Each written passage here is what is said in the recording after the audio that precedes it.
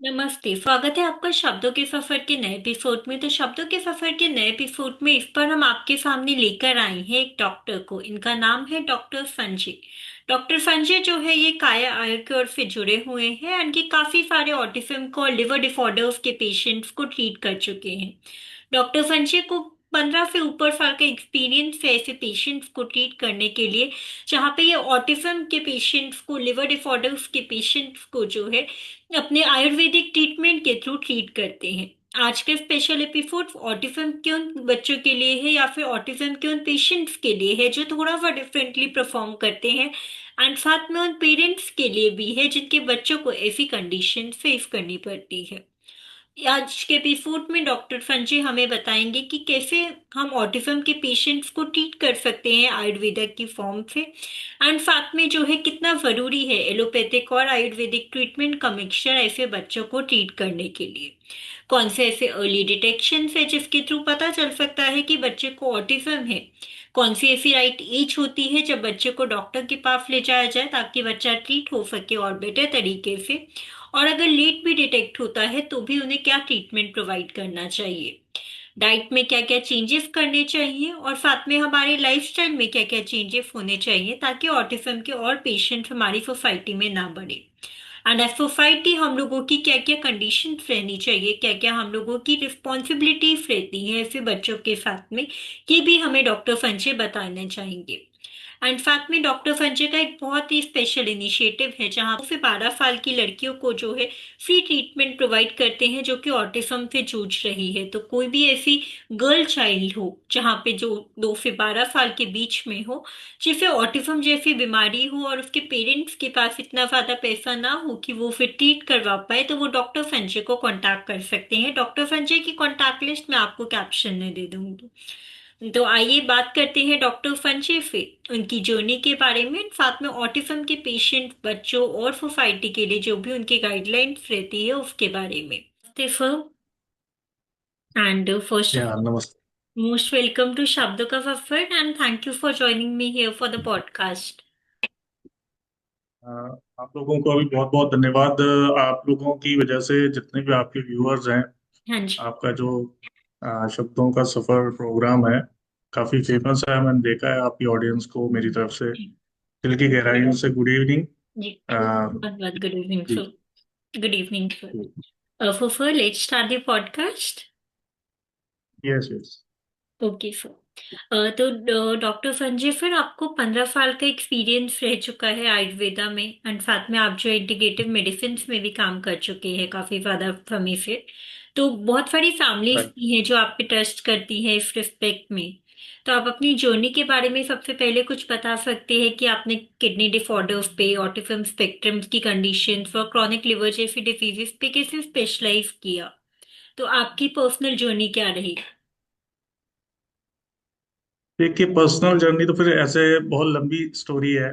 जी। अ, जैसे हमारी फैमिली में I am the first person जो मेडिकल लाइन चूज की, जिसने हाँ आज जी। से आप लगा लो 20 साल पहले की बात है। व्हेन आई वाज इन +2, +1 या +2।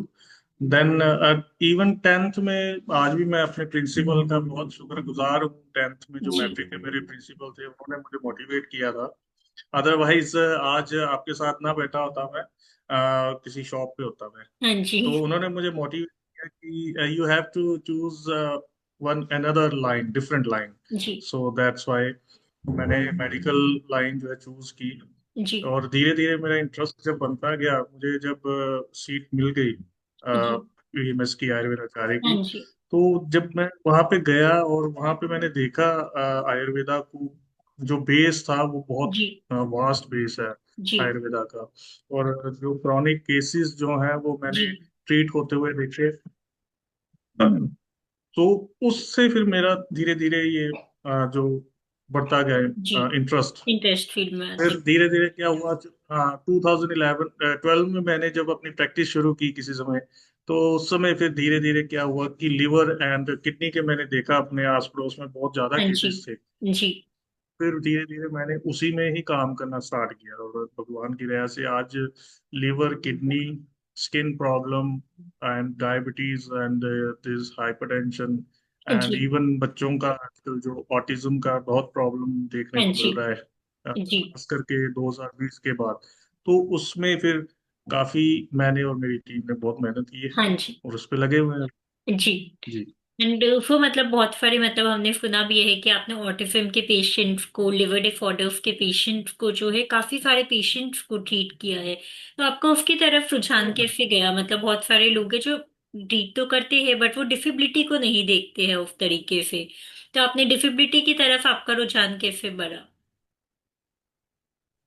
ऑटिज्म जो ऑटिज्म देखिए, आज से 15 के साल पीछे जाओ तो इतना ज्यादा नहीं दिखता था। और फिर ये हुआ क्या कि मेनली मेरे रिलेटिव में एक पार्टी में थे हम।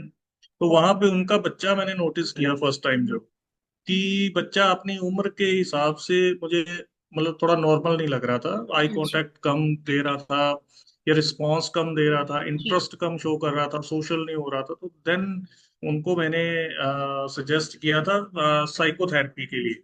हाँ जी। नॉट मैंने मेडिसिन के लिए मैंने इतनी जल्दी नहीं की, क्योंकि जी। बच्चों में मेडिसिन की हम इतनी जल्दी नहीं जी। करते हैं। तो साइकोथेरेपी से उनको 50-60% तक फर्क पड़ गया। Then in he called me after 3 months कि ऐसा ऐसा है कि आपने बताया था, तो वो करवाया, उससे हमें काफी फर्क है। देन फिर हमने MRI एंड ऑल जो भी मेडिकली हमें करना चाहिए था वो किया। फिर हर्ब्स जो है बच्चे को प्रोवाइड करवाई।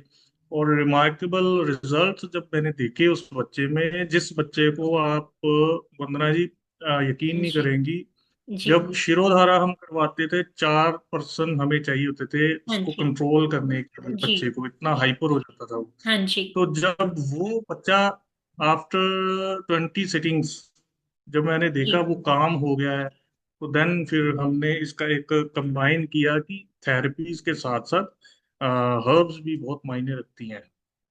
मतलब आपने अपनी जो वहां से आयुर्वेदा फिर की मेरा जो आपने इंटरेस्ट पढ़ाई की थी उसको भी कंपाइल करके, मतलब बेसिक जो कंबाइन किया। फिजियोथेरेपी हाँ, करके। डेफिनेटली जो मनोवय स्रोतस के बारे में जितना हमें प्रैक्टिकली जो भी हमें पता था, हमने उसको अप्लाई किया फिर उसमें इसके साथ में कंबाइन।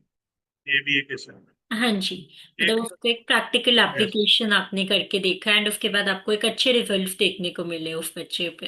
यस, यस, जी। डेफिनेटली उसके बाद फिर मेरा इंटरेस्ट जो है ज्यादा हो गया। हाँ जी। फिर फिर लॉकडाउन के बाद वैसे भी केसेस जो है बहुत ज्यादा आने लग गए। हाँ जी। तो देन फिर हमने अपनी टीम में जो है साइकोलॉजिस्ट हो गए, साइकोथेरेपिस्ट हो जी। गए, या पंचकर्मा के थेरेपिस्ट हो गए, जी। पंचकर्मा के डॉक्टर्स हो गए, उनको शामिल करना शुरू किया ताकि हमारी एक अच्छी कोर टीम बन सके। और हाँ जी। किसी परिवार का अगर बच्चा, आपको भी पता है कि अगर वह हाँ उस जी। सिचुएशन में है तो सारा परिवार जो है वो डिस्टर्ब रहता है। हाँ जी। डेफिनेटली सो मतलब वो एक बहुत अच्छा इनिशिएटिव भी है कि आपने एक टीम के साथ में जब काम करेंगे तो ज्यादा लोगों को ट्रीट कर पाएंगे एंड ज्यादा से यस, यस। ज्यादा पेशेंट्स को हैंडल कर बिकॉज पाएंगे। देखिए ना, आप खुद देखिए, अब क्रिकेट टीम ने अगर हाँ वर्ल्ड कप जी। जीता है लड़कियों ने, तो जी। वो सिर्फ कैप्टन की जीत थोड़ा है। हाँ जी। उस पूरी टीम वर्क से ही जीत जी। पाए ना वर्ल्ड कप। जी। तो हर फील्ड में ऐसे ही है। हम जो है अकेले कुछ नहीं कर सकते हैं, है ना। जी। टीम वर्क बहुत जरूरी है। हाँ जी। Definitely sir. बाकी सर आपकी एक अप्रोच भी रहती है कि आप एंशियंट, जैसे आपने अभी भी बताया कि एक आयुर्वेदिक विजडम जो आपके पास है, उसके साथ में आप एक मॉडर्न मेडिसिन की पढ़ाई को भी कंपाइल करके चलते हैं आपस में। तो उसका जो प्रैक्टिकल हम लोग ग्राउंड लेवल पे जो देखते हैं कि प्रैक्टिकल ग्राउंड लेवल पे जो इंटीग्रेशन होता है इन दोनों चीजों का, वो कैसे होता है? हम्म। मतलब कोई रियल बेस एग्जांपल आप शेयर करना चाहेंगे जिसके बेसिस पे ऐसा कुछ हुआ है?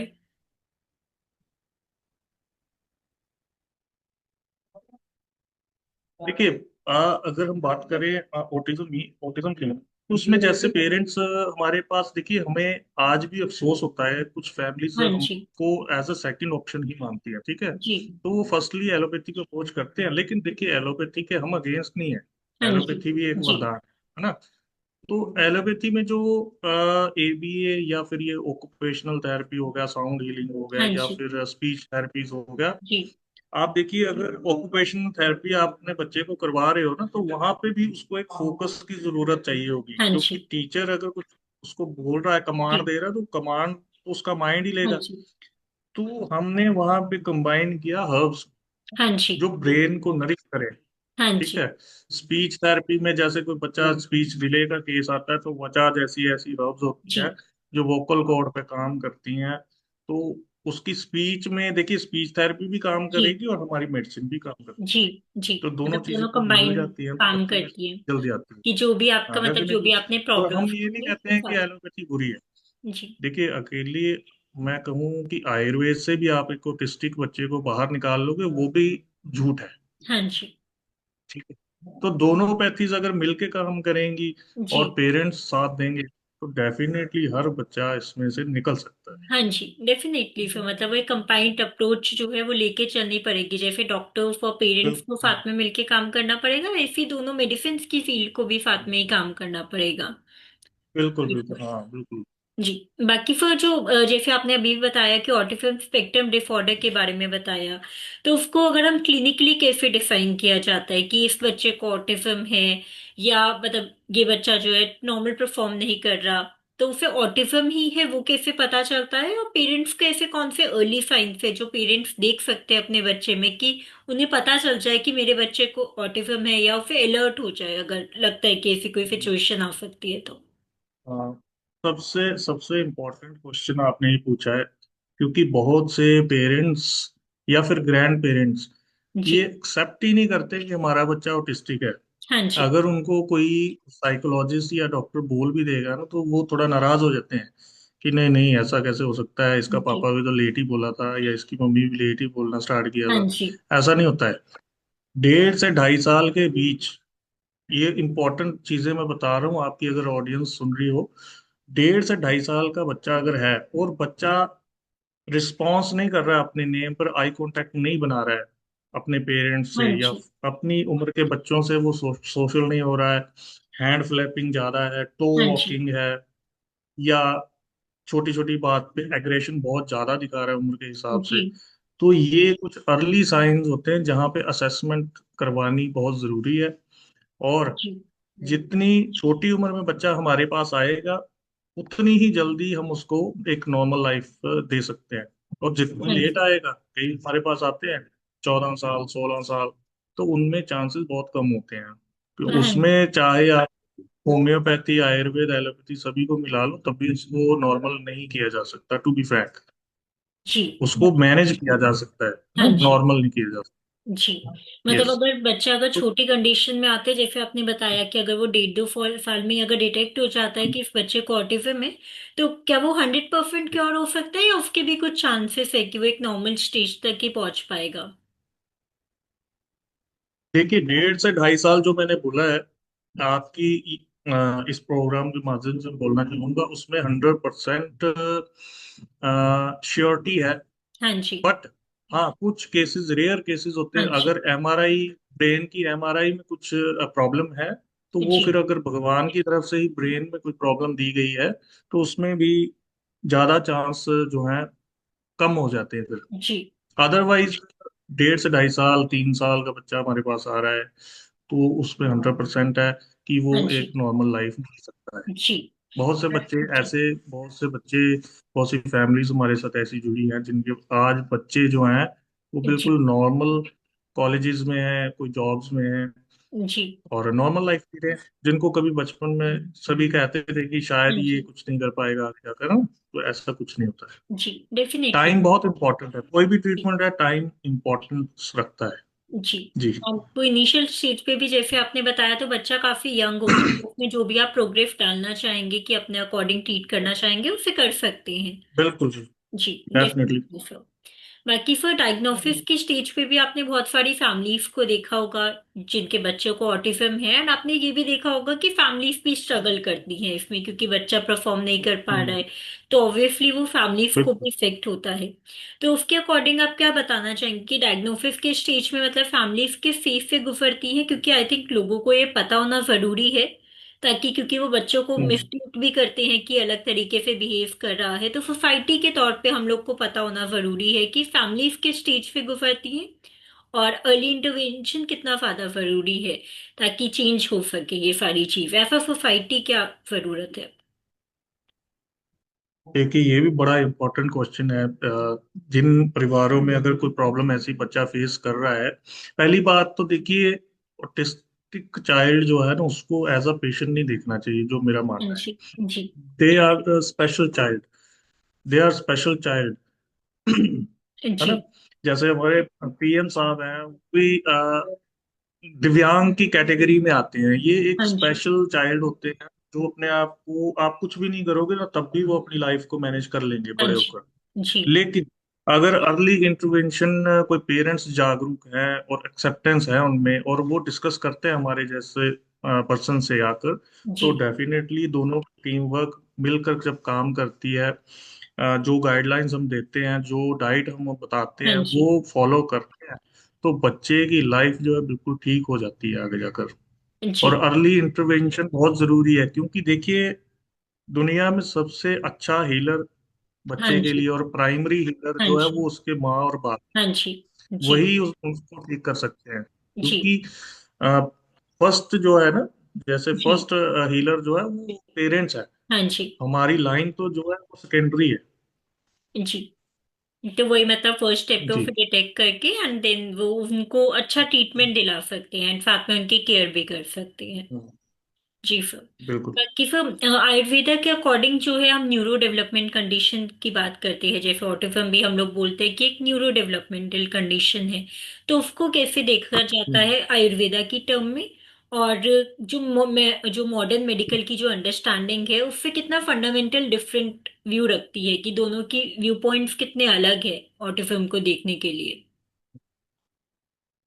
देखो, आयुर्वेदा कंसेप्ट के अकॉर्डिंग देखिए, आयुर्वेदा कहता है कि बॉडी जो है ना, बॉडी, उसका जो मेजर तीन फंक्शनल यूनिट्स हैं। जी। ठीक है?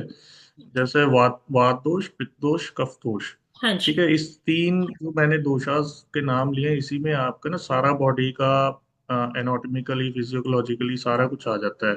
हाँ जी। अब जो स्पेशली एएसडी है, एडीएचडी है, ये आता है हमारा वात दोष जब विशिएटेड हाँ हो जी। जाता है, मतलब जी। अपना नॉर्मल एक कंडीशन से जो हट जाता है, प्रकोपित हाँ हो जाता जी। है, जिसको हम आयुर्वेद में जी। बोलते हैं।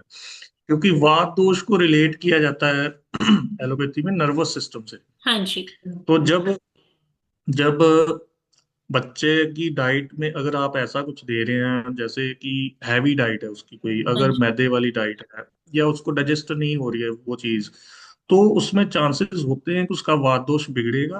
वात जी। दोष बिगड़ेगा, होगा क्या कि आपका नर्वस सिस्टम फिर उससे डिस्टर्ब रहेगा। जी। नर्वस सिस्टम डिस्टर्ब होने होने की देर है, उसके बाद वो उसके जो बॉडी है, उस तरह से उसमें सिम्टम आने शुरू हो जाते हैं। जी। तो जो ऑटिज्म है वो हमारे वातपित्त रोगों में आता है। जी। कहीं कहीं पे इसके साथ कफ दोष भी सम्मिलित हो जाता है। जी। जी। ठीक है? इसके बाद आयुर्वेदम में सेकंड इसका कारण आता है कि में अग्नि जो है ना, वो भी मंद होती है, जिससे आम विष क्रिएट होता है बॉडी में। वो माइक्रो चैनल्स जो होते हैं बॉडी के, उनको ब्लॉक कर देता है। उससे भी हमारी जो वायु है वो बिगड़ जाती है फिर। जी। ठीक है? तो ये चीजें होती हैं आयुर्वेदा कंसेप्ट में, ऐसा होता है जी। कि जब बिगड़ेगा वात दोष आपका, हाँ तो जी। उसमें ये कारण है ऑटिज्म का। जी। बाकी फिर जैसे और आप। मनोवैश्रोत, जी। मन मन की एक प्रॉब्लम है ये। हाँ ये जी। वैसे एलोपैथी में, मॉडर्न साइंस में नहीं वो इसको एक्सेप्ट करते हैं, लेकिन एज एन आयुर्वेदाचार्य मैं हमेशा कहूंगा ये मन की एक अवस्था है बच्चे की, फेज है वो उसका। बट अगर वो पेशेंस रखें, पेरेंट्स धीरज रखें, फॉलो करें इंस्ट्रक्शंस को, तो डेफिनेटली उस फेज से बाहर निकाला जा सकता है बच्चे को। जी सर। जी। Definitely sir. बाकी फिर आपने डाइट का भी एक इम्पोर्टेंट रूल बताया कि अगर जैसे आयुर्वेदा में बोला गया है कि उन लोग को लाइट खाना मतलब खाना चाहिए, तो कितना इम्पोर्टेंट रहता है एक नॉर्मल पर्सन के लिए? क्या मतलब ऑटिज्म एक इनबॉर्न जो हम लोग बोलते हैं कि बर्थ के साथ आने वाली बीमारी है, या फिर ये आफ्टर बर्थ भी हो सकती है कि आपको लेटर स्टेजेस पे कभी जैसे 12-13 साल में आपको ऑटिज्म हो रहा है या कुछ है, तो वो क्या रहता है? एंड साथ में डाइट का कितना कंट्रोल रहता है? जैसे आपने अभी बोला कि आयुर्वेदा वैसे भी सजेस्ट करता है कि हम लोग को लाइट डाइट करनी चाहिए, तो कितना इंपॉर्टेंट रोल रहता है डाइट को ऑटिज्म में? देखिए, आयुर्वेदा तो कहता है जिसने अगर आहार अच्छा लिया, डाइट है, तो उसको जरूरत नहीं है। जिसने डाइट अच्छी नहीं ली, उसको भी मेडिसिन की जरूरत नहीं है। हाँ जी। तो मतलब खानपान अच्छा नहीं है तो जितनी मर्जी टॉप की आप मेडिसिन ले लो तब भी नहीं ठीक हो। ठीक है। और जी अगर आपका काम है तो मेडिसिन की भी होगी तब भी आप होगे। ठीक है। तो आहार विहार और औषध, तीन बेस्ड ट्रीटमेंट के आहार जी। को सबसे रखते हैं हम, डाइट सबसे आगे हाँ जी। रखते हैं। विहार मीन्स और मॉर्निंग टू इवनिंग नाइट तक वो कैसा है, क्या एक्टिविटी कितनी है ना, वो आता है विहार में। और जी औषध रखते हैं हम तीसरे नंबर पर, जी। कि उन दोनों से अगर बात नहीं बन रही है देन इंट्रोड्यूस द औषध। हाँ जी। तो इस जी बेस से काम चलता है आहार विहार जी। और औषध से। जी मतलब तीनों का एक बैलेंस जी। मेंटेन करना बहुत इंपॉर्टेंट है। डाइट पे ज्यादा इन तीनों को मेंटेन करना के बहुत ज्यादा बहुत। जरूरी है। जी। हाँ, बाकी। इसके साथ ही एक चीज और मैं ऐड करना चाहूंगा जी। इसमें। जो मन है, मन में सत्व रज और तम गुण जो है।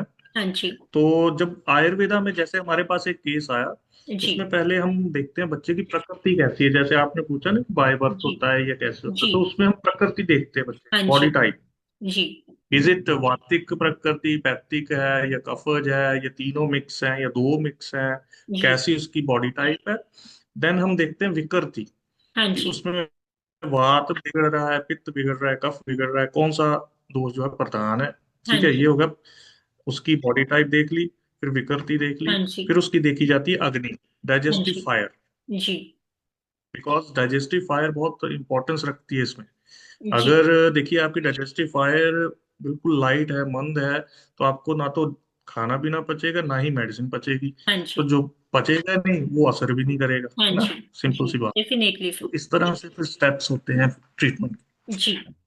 बाकी सर जैसे ऑटिज्म में मतलब अलग अलग बच्चे आते हैं, आपने जैसे बताया भी तो हर बच्चे की एक स्टेज अलग होती होगी ऑटिज्म की, कि कुछ होते होंगे जो नॉर्मल रिस्पॉन्ड कर रहे हैं, थोड़ा सा है एक लेवल जो हम बोलते हैं, और उसमें हर बच्चे का अलग अलग होता है। तो आप लोग कैसे उसे एनालाइज करते हैं, कैसे उसके बाद उन्हें पर्सनलाइज करते हैं? जैसे सबका बिहेवियर पैटर्न जैसे आपने स्टार्टिंग में भी बताया था कि अलग होता है सब, किसी का स्लीप में ज्यादा प्रॉब्लम है, किसी का कम्युनिकेशन लेवल पे, किसी का आपने जैसे डाइजेशन का भी बात का बताया उसमें ज्यादा प्रॉब्लम है। तो किन फैक्टर्स के बेसिस पे आप लोग इवेल्युएट करते हैं और उन्हें पर्सनलाइज कैसे करने की कोशिश करते हैं कि हर बच्चे की रिक्वायरमेंट कंप्लीट हो? हाँ, ये एक्चुअली मैंने अभी जो आपको प्रकृति और विकृति का बताया ना, जी वही चीज से ही हम उसको डिफरेंशिएट कर सकते हैं कि केस कौन सा होगा, ये कैसा जी। केस होगा। जी बट इसमें साथ में फर्स्टली हम असेसमेंट करवाते हैं, साइकोथेरेपिस्ट जी। की जो एक असेसमेंट होती है। जी काफी लंबा चौड़ा वो एक उनका जी। असेसमेंट का पार्ट होता है। जी। उससे वो एक तो उसकी बिहेवियरल जो सिचुएशन है माइंड की, हाँ जी। वो हम तक पहुंचा देते हैं। जी और हम एज एन डॉक्टर जो है, हम उसका बॉडी टाइप देखते हैं, उसकी रजिस्ट्रीफायर जी। देखते हैं। देन दोनों का कॉम्बिनेशन करने के बाद, ये नहीं है कि अगर मैंने एक्स वाई जेड एक मेडिसिन इस बच्चे को दी है तो इस एज के सभी बच्चों को यही मेडिसिन जाएगी, नहीं, ऐसा जी। नहीं होता है। जी। हमेशा हर्ब्स चूज की जाती हैं after analysis of body type, हाँ जी। जी।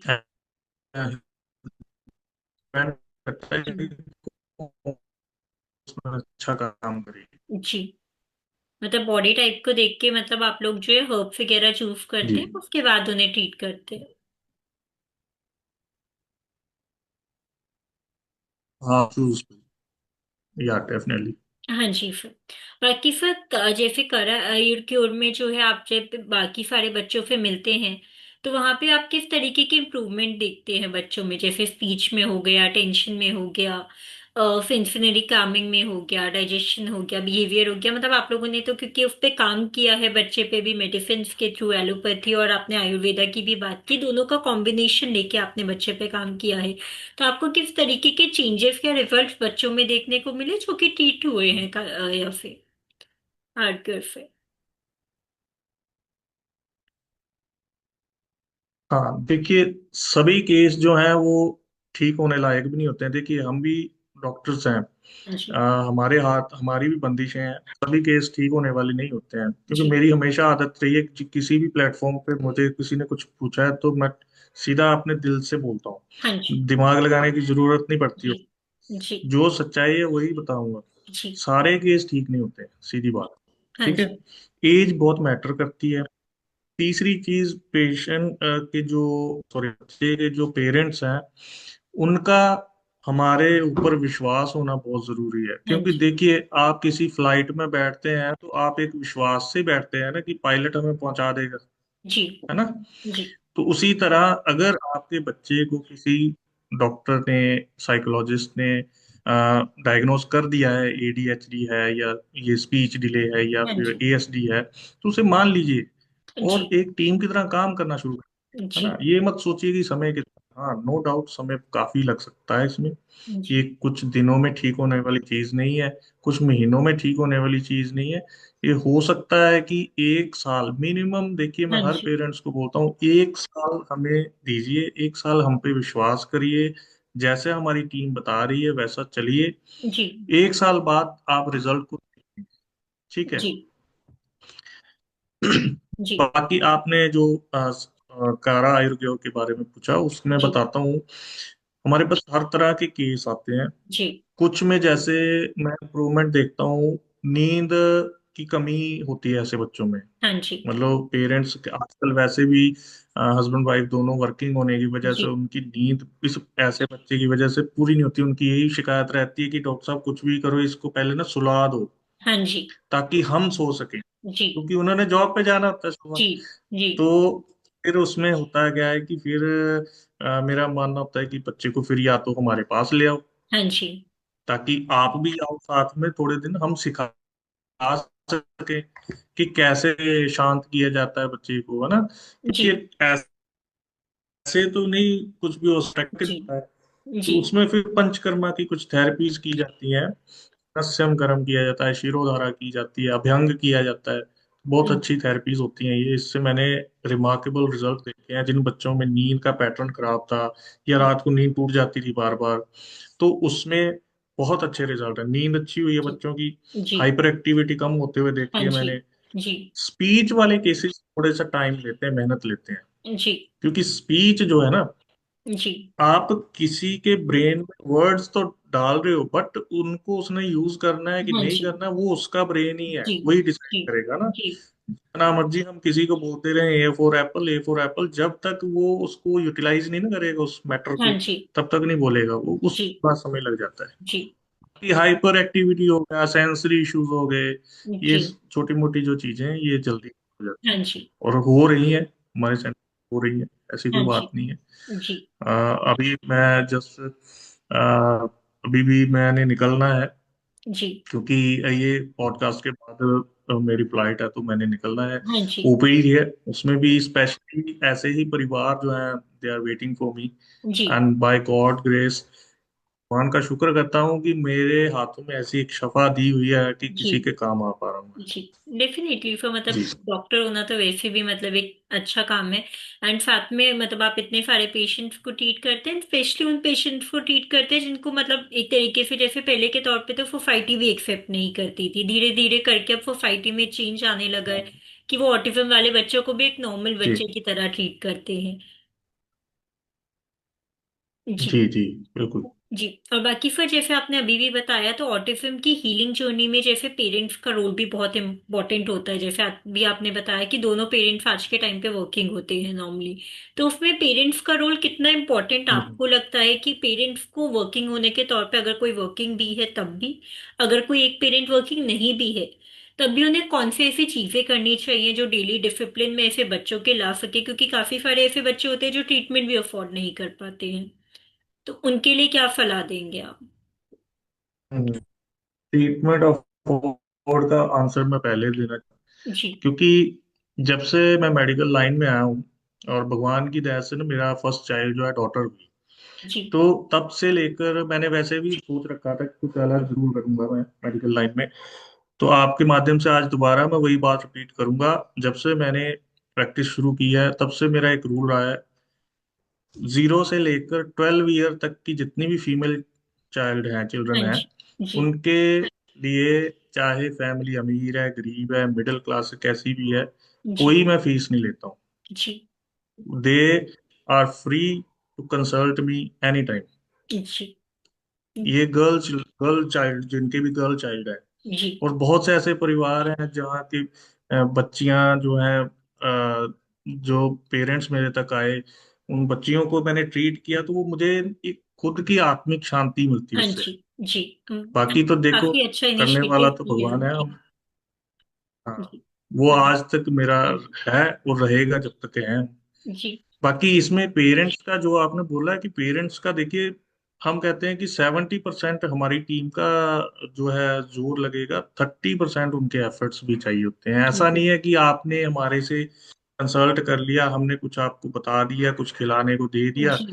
तो नॉर्मल पेशेंट की तरह आप खिला रहे हो तो ठीक हो हाँ जाएगा, जी। नहीं होगा ठीक ऐसे जी। बच्चा। जी। उसमें 30% मेहनत आपको करनी ही जी। पड़ेगी, जी। उससे आप भाग नहीं सकते हो। जी। डेफिनेटली। सो और कैफे टाइप के मतलब कोई डिसिप्लिन कुछ ऐसा जो बच्चों के अंदर वो लेके आ सकते हैं, हाँ, मतलब अपने तौर पे क्या कर सकते हैं जिन्हें इतना ज्यादा अवेयरनेस नहीं है। सबसे सबसे पहला तो देखिए, जो बच्चा है, जितना ज्यादा उसको आप लव दे सकते हो ना, क्योंकि प्यार एक ऐसी चीज है, प्यार से बहुत सी चीजें ठीक होती हैं। अब जी। कई पेरेंट्स मैं देखता हूँ, कई हार मान चुके होते हैं। वो कहते हैं इसने ठीक ही नहीं होना है, डॉक्टर साहब छोड़ो इसको, उसको ट्रीट ही कुछ अलग तरीके से करेंगे। भाई वो सुन तो रहा है तो बच्चा ही, जी। चाहे वो रिस्पॉन्स नहीं आपको दे रहा, लेकिन उसका ब्रेन आपकी बात जरूर सुन रहा है और फील भी कर रहा हाँ है। जी। वाइब हर कोई फील कर लेता है। जी। तो उससे होता है कि वो उम्मीद छोड़ जाता है फिर बच्चा हाँ भी, जी।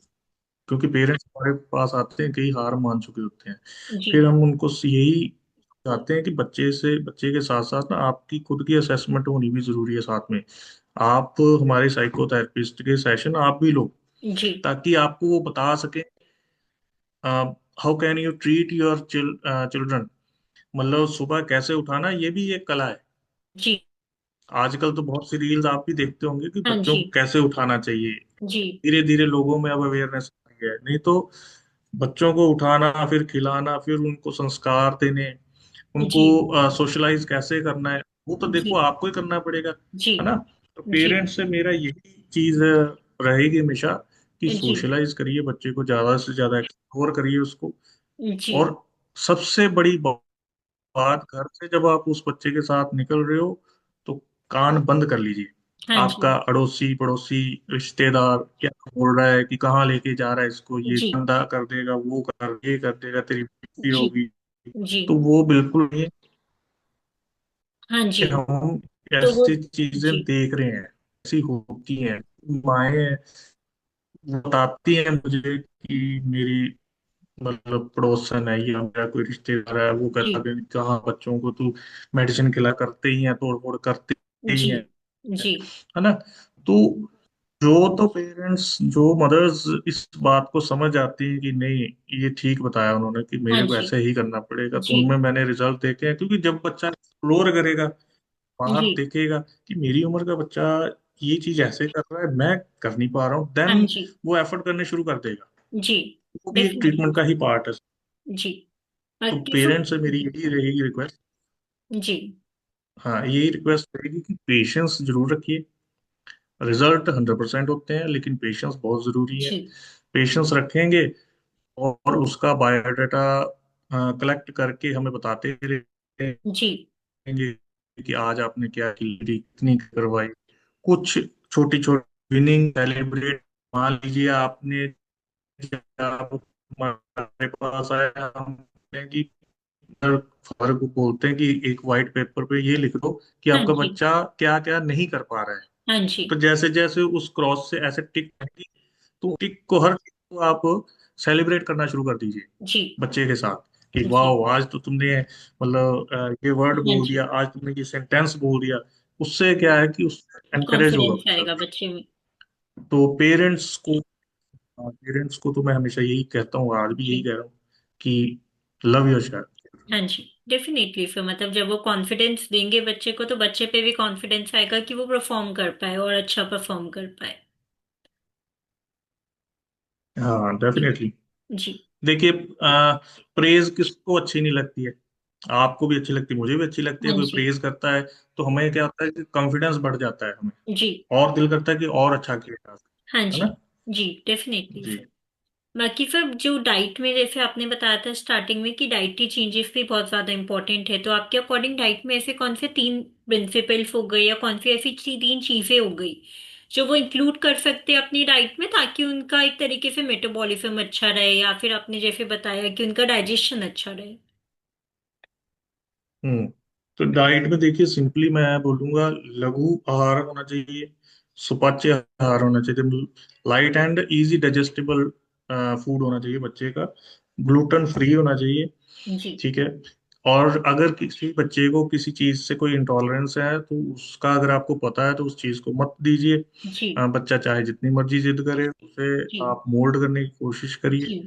एंड डाइट में हमेशा ताजा खाना जरूरी है, क्योंकि जी। अगर वात दोष वाला ऑटिज्म है जी। ना, तो वात दोष को गर्म खाना जो है ना, गर्मी जो है जी। वो जल्दी ठीक करती है, गर्म जी। खाना, जी। ताजा खाना। जी। बाकी प्रोसेस्ड और पैक्ड चीजें तो बिल्कुल नहीं देनी चाहिए, जो आज जी। के टाइम में बहुत ज्यादा हो गई हैं।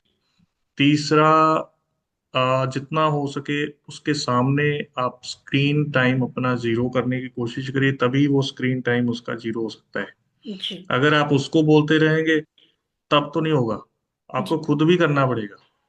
जी। जी। मतलब स्क्रीन टाइम एक तरीके से कम करना चाहिए, साथ में आपका जितना भी प्रोसेस्ड फूड जो हम बोलते हैं आज के टाइम पे, वो नहीं देना चाहिए, या हाँ हेवी बिल्कुल फूड बिल्कुल, आइटम्स नहीं वो देने नहीं चाहिए। देना चाहिए। बच्चा जितना मर्जी जिद करे, उसे मोल्ड करने की कोशिश करिए, कोई जी। शर्त रख लीजिए ना बच्चे के साथ, जी। कि अगर आप ऐसा करोगे तो तब आपको मैं ये ला के दूंगी। जी। डेफिनेटली हर सर। डिमांड को पूरा भी नहीं करना चाहिए, क्योंकि बच्चे को नहीं पता कि मेरी डिमांड मेरे लिए खतरनाक है या लाभदायक है ना, वो तो हाँ हमें जी। पता होना चाहिए। जी। हम्म। बाकी सर आजकल जैसे इंफॉर्मेशन बहुत ज्यादा है, हम सोशल मीडिया पे भी देखते हैं कि बहुत सारे लोग अलग अलग ट्रीटमेंट्स, अलग अलग दवाइयाँ या अलग अलग मेथड बताते हैं क्योर करने के लिए, कि किसी को ऑटिज्म है तो उसको ये करना चाहिए या वो करना चाहिए, क्योंकि इंफॉर्मेशन ओवरलोडेड है। तो फिर मिस इन्फॉर्मेशन से हम्म। कैसे बचें, कि कोई गलत इन्फॉर्मेशन बच्चे पे ना हाँ हो या गलत चीज ना अप्लाई करें। हाँ, बिल्कुल ये बहुत ही इंटरेस्टिंग टॉपिक आपने छेड़ा। हाँ जी। आज के समय में हम क्या है कि ओवरलोड हुए पड़े हैं इंफॉर्मेशन से, जी। और रियल की जितनी इंफॉर्मेशन चाहिए किसी के पास है नहीं, जी। है ना।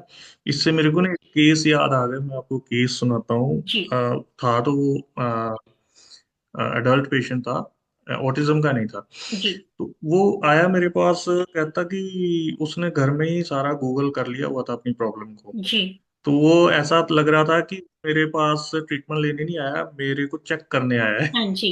कि मेरी इंफॉर्मेशन गूगल हाँ की जी। इंफॉर्मेशन से मैच करती है नहीं करती है जी। ना। कहता, आई थिंक कि मेरे को ना मिनिस्कस रप्चर हो गया है, जी। वहां पे प्रॉब्लम हुई है, मैंने चेक किया, नहीं मुझे नहीं लग रहा।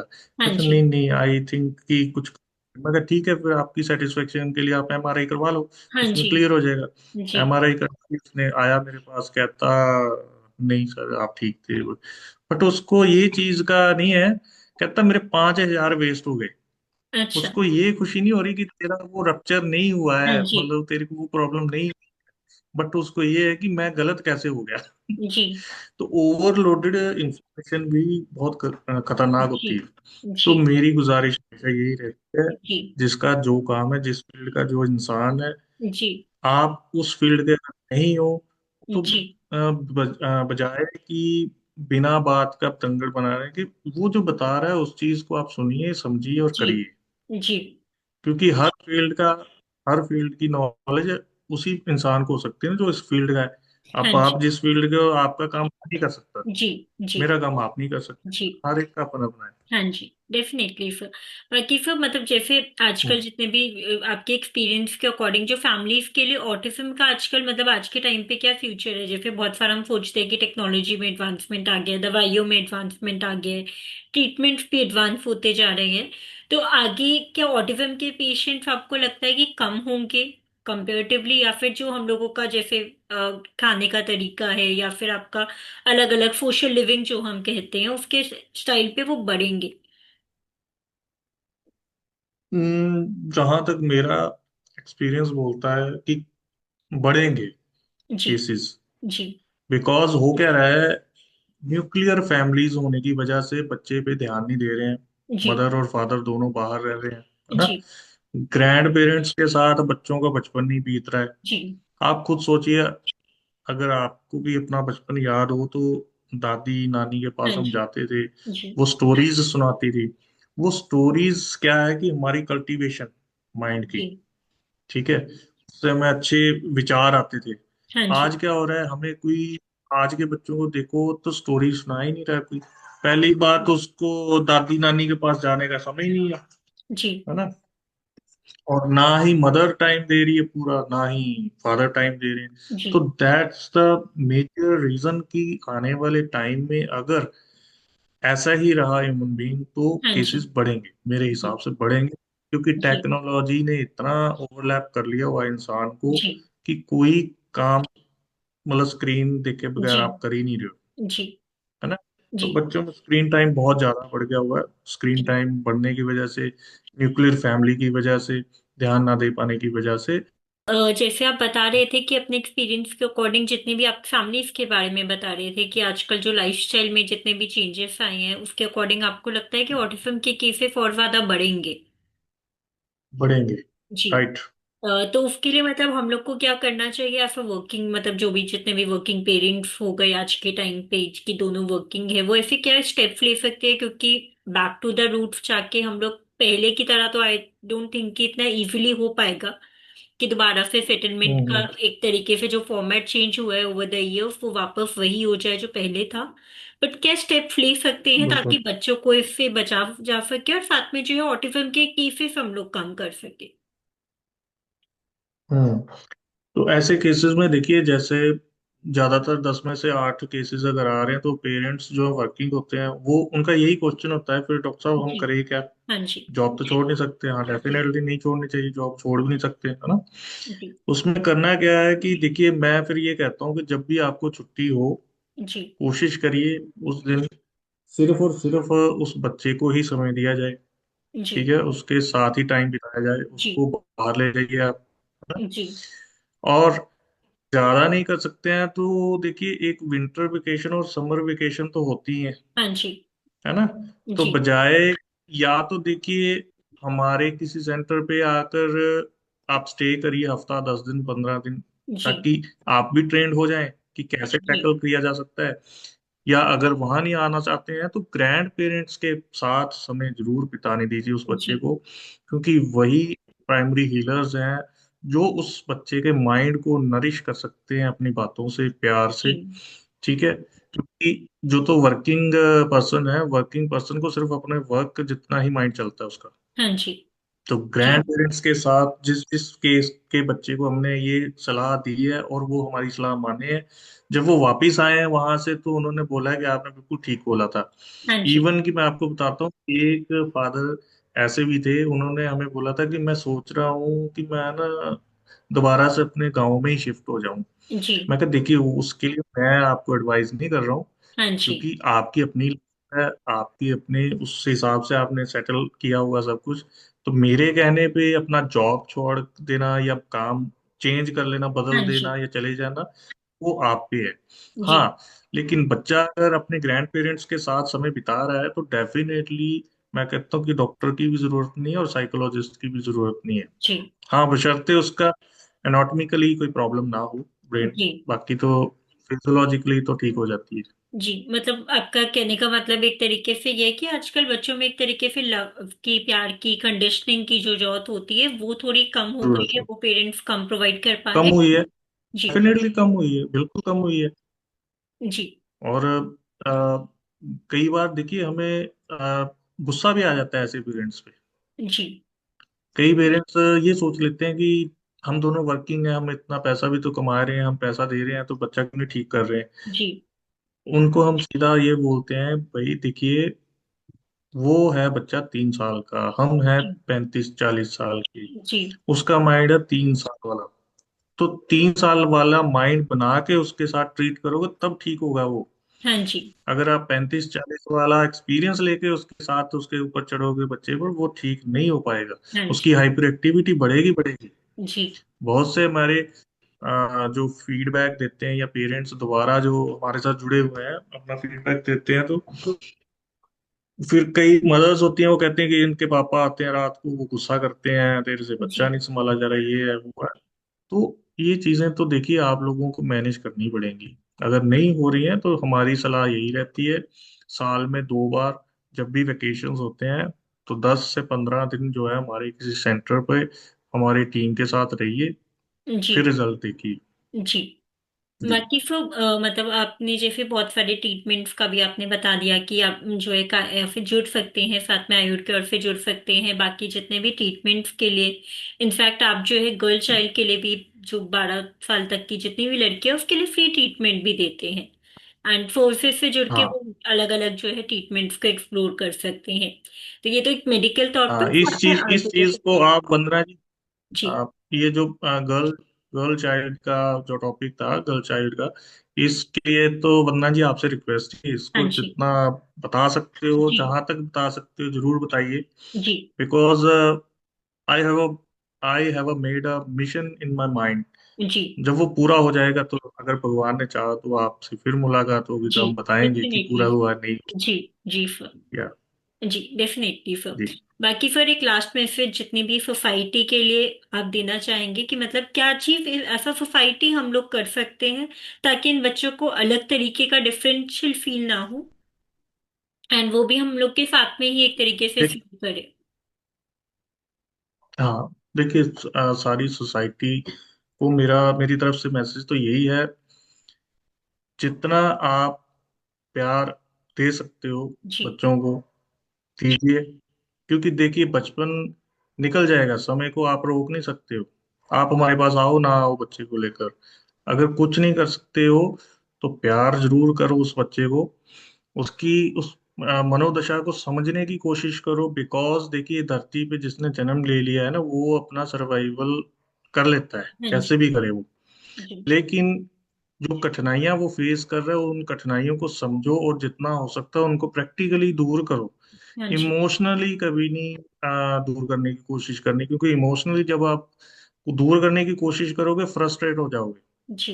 प्रैक्टिकली रहो, और उसको कभी भी स्पेशल ट्रीटमेंट, मतलब कहते हैं हाँ ना जी। कि मतलब अगर बाहर जाना चाह रहा है बच्चा तो लेके जाइए, जी। उसमें कोई हेजिटेशन की बात नहीं है।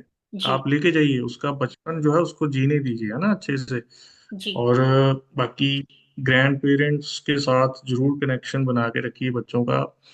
बाकी हालात सबके अलग अलग होते हैं, हाँ उसमें हम जी। कुछ नहीं कर सकते हैं। जी। बट मेरा मैसेज यही रहेगा लास्ट में कि अ, खुश रहने के लिए कोई वजह नहीं चाहिए होती है। खुश जी। रहने से खुशी खुद आती है ना। हाँ अगर जी। आप खुश नहीं हो तो पैसा अगर बहुत है तब भी खुशी नहीं है। तो जी। अगर पैसा नहीं है, अगर फिर भी आप आपस में फैमिली अच्छी है ना, जी। यूनाइट फैमिली है, न्यूक्लियर फैमिली की जैसे ट्रेंड सा बन गया हुआ है, शादी जी। हुई नहीं तो सब अपना अपना अलग हो जाते हैं, उससे नुकसान बच्चों का ही हो रहा है। जी। और दूसरा करती क्या है, पेरेंट्स मोबाइल लेके दे देते हैं, मतलब अपना काम वो लैपटॉप पे कर रहे हैं, उसको मोबाइल पकड़ाया हुआ पता ही नहीं लग रहा है, वो 4 घंटे तक मोबाइल ही देखे जा जी। रहा है। वो अपनी एक वर्चुअल दुनिया में ही चला गया हुआ हाँ जी। है ना। जी। तो इन चीजों का ध्यान रखिए, जितना ज्यादा हो सकता है। लव योर जी। चिल्ड्रन। जी। मतलब रियल कनेक्शन बिकॉज बनाना इम्पोर्टेंट है कंपेरेटिवली, जो आजकल हम भगवान ने बहुत मेरे चल को रहा है। एक हाँ, भगवान ने मेरे को एक गुड़िया दी है, और भगवान की कृपा से 7 साल की है। तो जी। उसके आने के बाद मेरी लाइफ में बहुत से चेंजेस आए हैं। सॉरी, मैं थोड़ा टॉपिक से अलग जा रहा हूँ अभी। नहीं सर, आप तो कंटिन्यू आज कीजिए। जी। आज मैं कहीं पर भी होता हूँ तो मैं उस बच्ची का बहुत मतलब दिल से धन्यवाद करता हूँ। जी। और अभी भी मैं अपने फैमिली के साथ नहीं हूँ। जी। कितना टाइम हो गया मेरे को, 2 महीने हो गए हैं, मिला हाँ नहीं मैं जी। भी। जी। लेकिन दिन में कम से कम 2 या 3 बार वो मेरे को फोन कर लेती है या मैं उसको फोन कर जी। लेता हूँ। जी। तो लव योर चिल्ड्रन। हाँ जी। बिकॉज अगर आप उसको दुनिया में लाए हो तो उसको समझना और प्यार करना और उसकी परेशानियों को दूर करना आप ही का फर्ज है, जी। ना कि आपके रिश्तेदारों का फर्ज हाँ है ना। जी। जी। तो जो आपको सलाहें दे रहे हैं उनको या तो हमसे मिलवाइए, हाँ ताकि जी। हम उनको काउंसल कर सकें, है जी। ना। क्योंकि हमारा अल्टीमेट मोटिव तो यही रहता है ना कि बच्चा जो है वो अपनी लाइफ को जिए, अगर हाँ धरती पे जी। आया तो जीना चाहिए उसे, अच्छी जी। जी कर जी। जाए जी। वो, है ना। जी सर। Definitely sir. जी। आई थिंक ये वाली कन्वर्सेशन सुन के बहुत सारे पेरेंट्स के माइंडसेट में भी शिफ्ट आएगा, और बहुत सारी सोसाइटी में भी शिफ्ट हाँ, आएगा कि जैसे वो ऑटिज्म के बच्चों को देखते हैं। एंड आपका बहुत अच्छा इनिशिएटिव हाँ, भी ऐसा। चल रहा है, बहुत सारे लोगों तक आई थिंक वो पहुंचे, एंड मैं उसके पेम्पलेट भी लगा दूंगी एक बार उस पे, ताकि लोगों तक वो अवेयरनेस पहुंचे।